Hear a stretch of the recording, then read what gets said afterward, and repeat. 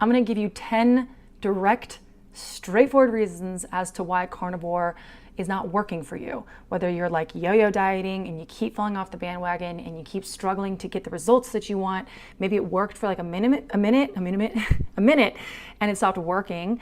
I have the answers for you. And I'm telling you, this comes from a position of having been there. I have been carnivore now for 5 years. I've also been a carnivore coach for like 4 years. And so I've seen so many of these struggles, but also personally dealt with them and overcome the whole like plateauing thing or binge eating thing or yo-yo dieting thing or a sugar addiction thing with these 10 points. So let's hop into this.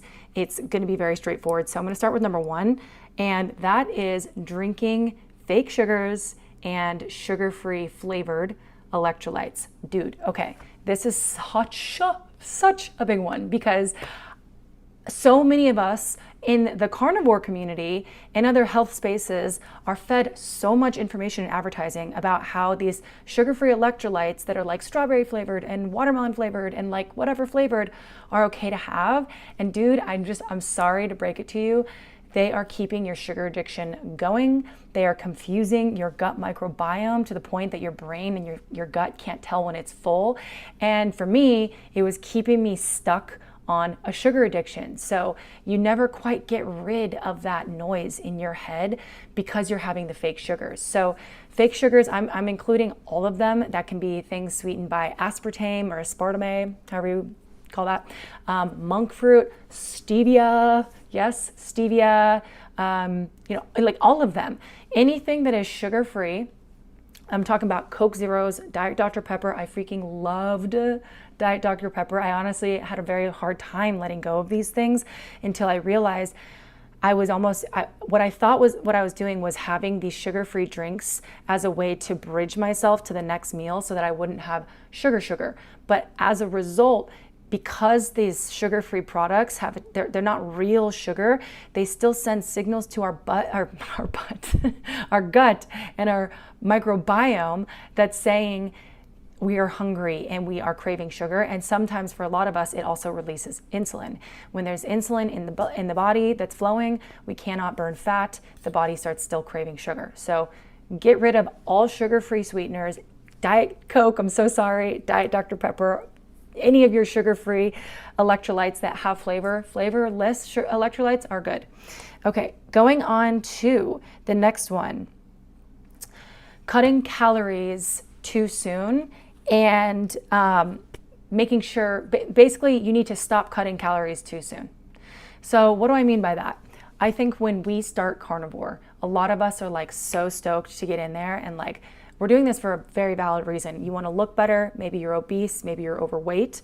Maybe you've been on anxiety pills or depression, eating disorders. You just want to look good. Autoimmune diseases, all of these things, they're all very valid. And a lot of times people come into carnivore for a way to, I think a lot of times it's to lose weight. Because let's be honest, 51% of this country is obese, not fat, obese, which is wild to think about. And so we come into this cutting calories like from the get. We're doing it too soon. I did this too soon. So what we need to do instead is come into carnivore and really teach our body what it feels like to be full off of very real food and animal fat and just fat in general. And the cutting the calories part is only holding us back. So when I came into carnivore, I did my first month and I ate more food than I ever had in my entire life because I had an eating disorder for so many years. And I actually lost 10 pounds as a result. After that, in my mind, I was programmed to think, okay, cool, like just keep cutting calories and you're gonna keep losing weight. The opposite was actually true. I had been in such a calorie deficit for so freaking long because I was trying to lose weight for years and I wasn't eating carnivore. I wasn't eating fat. I didn't understand. And so, yeah, the calories in, calories out thing might have helped then.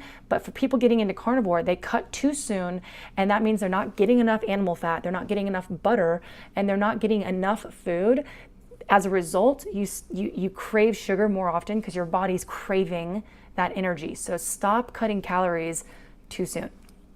Okay. The third thing to stop doing is to stop being scared of fat. And you actually need to start eating a lot more fat. This was so huge for me. I really need to just take a moment for this one.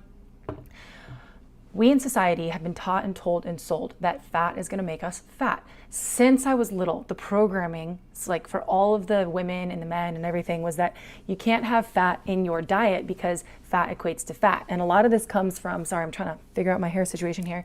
A lot of this comes from the law of thermodynamics, that a calorie in is a calorie out, right? So what you bring in, basically you want to be able to burn, and if you have an excess of that, you're going to get fat. And also, a lot of that comes from this concept of like, we're just thinking in terms of calories. A gram of fat is equal to 9 calories, whereas a gram of protein or carbs is equal to 4. And so again, our parents, we, since basically World War II, since olive oil and all the vegetable oils came in, have been told that fat makes you fat. It's the opposite. We need fat. So stop being scared of fat. What I started doing that was a game changer was I started adding in more butter. What happens when you're scared of fat is, as we're doing carnivore, we're trying to shift our body's energy source from sugar and carbs to fat so that it can actually burn its own fat. But if we don't have enough fat, then the body's craving something and it's trying to tell us to give it energy. And so that's when we get all of these like cravings, and we want the sugar, we want the sugar-free drinks and the Diet Dr. Pepper and like all the things. I've been there, I totally get it. What you need to do is go and get yourself a stick of butter, raw butter, or as close as butter you can get to raw. And now I have a video that I'm going to attach here. This is going to explain everything you need to know about butter and why this is the missing key in your lifestyle with carnivore. I did not understand this for like literally years, honestly. And it kept me stuck in this looping cycle of falling off the bandwagon because I was scared of calories. I was scared of fat. So stop being scared of fat. Stop it. It's not fearful. It's not something to be scared of. It's quite literally the opposite. Go ahead and be a butter slut. I'm going to tell you how to do that. Watch that video attached here.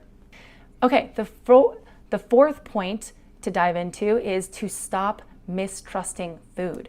So the central theme around this is lack of trust, okay? Huge. This was huge for me.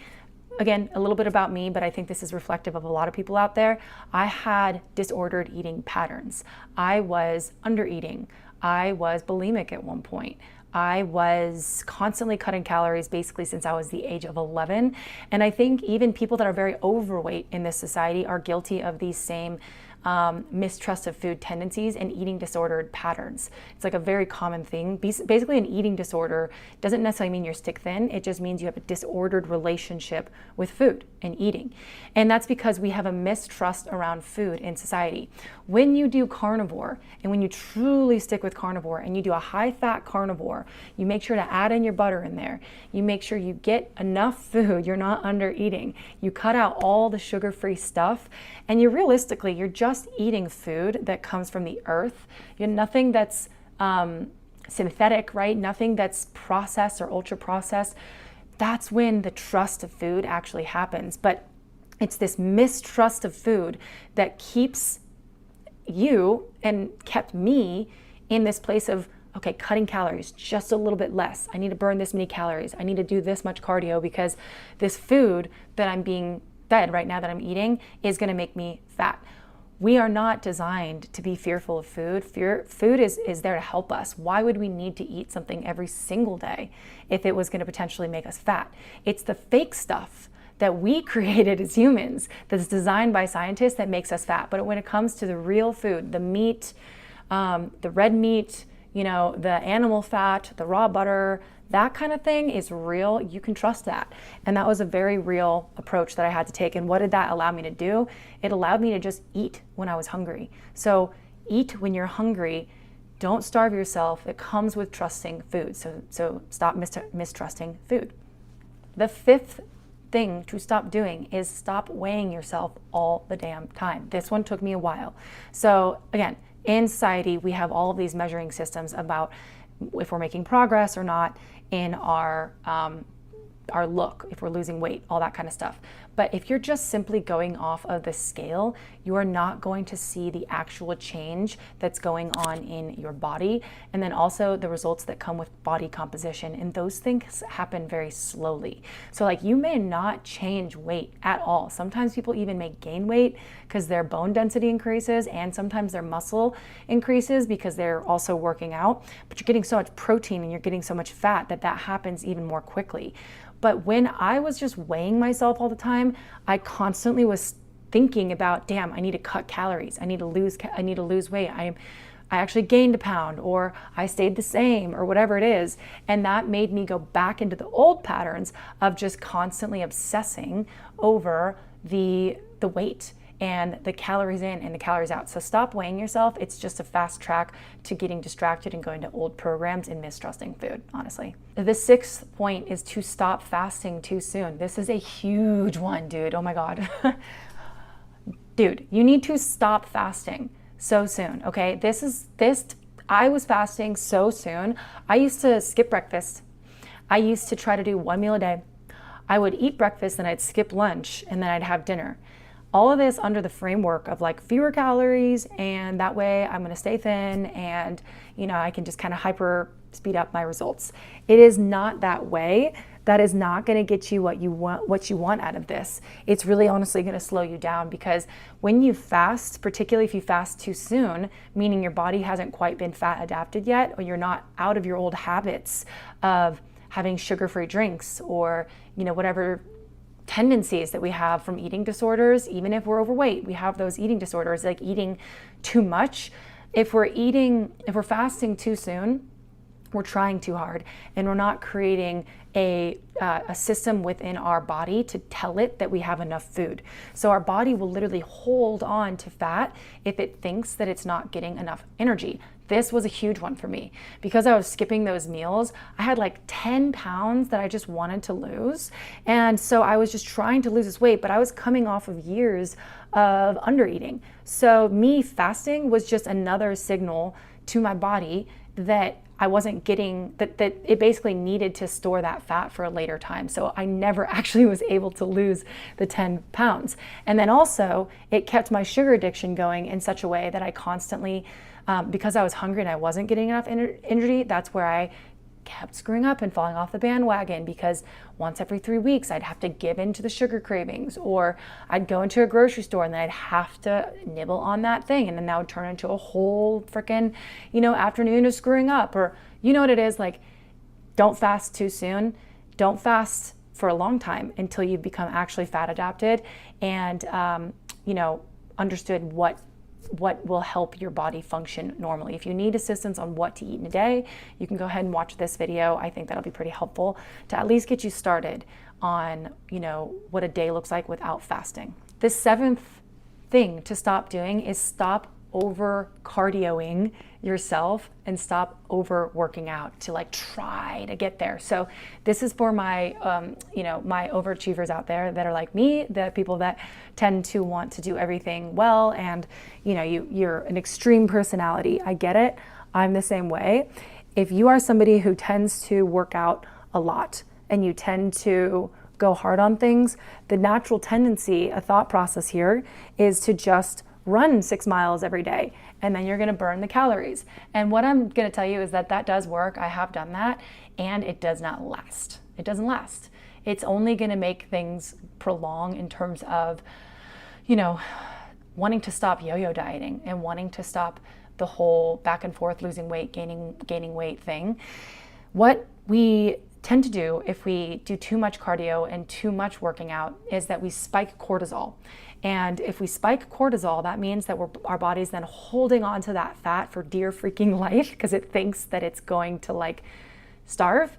And this can happen even not just from working out too much, but this can also happen from drinking coffee. It spikes cortisol, right? But in the conversation about working out too much, sometimes we're just doing too much, sis. I mean, seriously, or homie, bro, whatever. You might just be doing too much. I actually took a couple weeks, 3 weeks, 4 weeks off of going to the gym, and that's when I started to really notice my body composition was changing. Now, this is for people that already tend to work out a lot, and they tend to go from working out a little bit to a lot. If you are totally stagnant, different conversation for you. Probably stop being stagnant. It's a great story for you. But if you're somebody, again, that's like an overachiever and you tend to turn up the dial on working out, you might be doing too much. Chill out. Don't run 10 miles a day. Actually walking, particularly walking on an incline, actually burns more calories, but you really just want to separate from that mindset overall and relax. Relax. Your body will know what to do once the cortisol is released and you're able to function normally.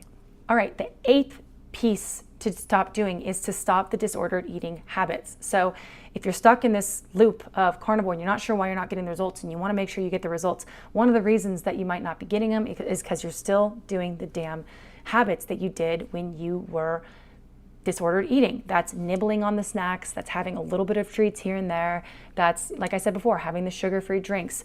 All of these tendencies equate to you not trusting the carnivore process and trusting food, and also staying stuck in the old programs of just trying to pick little calories out here and there. Like I used to do that. I used to just take little nibbles of things because I was very selective with my calories. This was an old kind of thought process, but in doing that, I'd have a little bit of nibble here, a little bit of nibble there, and then I was still getting that sugar. I was never really allowing myself to become fat adapted with animal fat and butter, and then that would turn into, basically a binge, or I'd fall off the bandwagon, or I'd still have that sugar noise. So you know what those habits are for yourself. What I did is I wrote them down in a list once I saw myself doing them, and I knew exactly what those habits were, so I knew what not to do, basically, each day in and each day out. And it's a process really, where you get better and better and better at this every single day, and eventually you just stop doing the habits. But you got to be real with yourself. Okay, second to last is you got to stop thinking about how much weight you have to lose.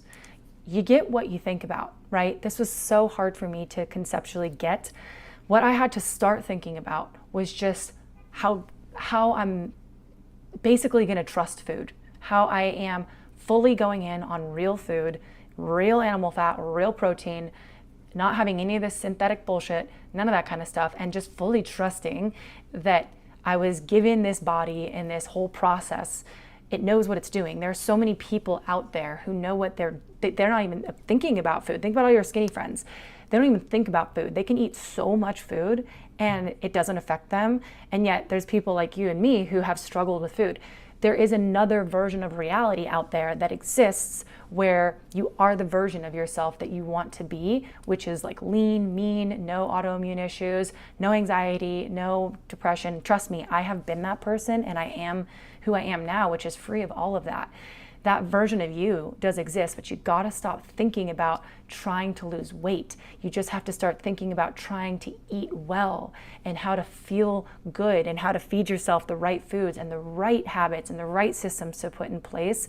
And then the weight loss over time will naturally follow, okay? And the 10th and the final piece of this is to stop trying to cut corners and stop trying to punish yourself if you fall off the bandwagon, right? So they kind of go hand in hand. Let's say one day, I don't know, a week from now, I would, let's say by accident when I was trying to get into carnivore, have some sugar, and then that would turn into a binge because I have a history of binge eating. My natural tendency as a result would be to then starve myself for the next 2 days, and then I would literally run 10 miles so that I could undo the work that I had done on the fake sugar, the calories, the carbs that came in, all that kind of stuff. It does not work.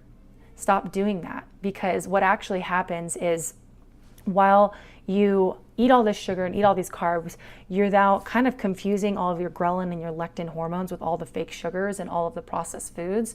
So what the best thing would be to do is to give it real food so that the insulin levels can stabilize. But when you starve yourself or you run or you make sure you just, for the next 3 days or whatever that version is of punishing yourself, your insulin levels and your ghrelin and your lectin hormones, hunger hormones, are like all over the place. They don't know what's going on. So give your body consistency. That's the end game.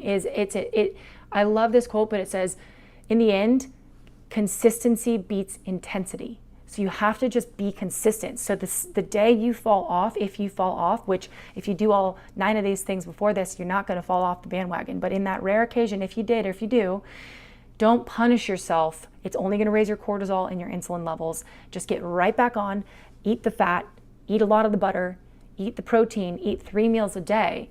Go back into it, and the consistency will give you the results that you're looking for, I promise you. So let me know your thoughts. I know that was a lot of information. Drop a comment below about one of these 10, if any of one of them has stood out to you in particular, if any of them have helped you, or any questions that you might have. I'm also going to attach a couple videos here that I think would be very valuable for you. I'm going to also link those below. The one about butter, I'm telling you, be a butter slut. It is going to change your life. I am so serious, and I would love to see you on the next one. All right, my friends, I will see you then. Thanks.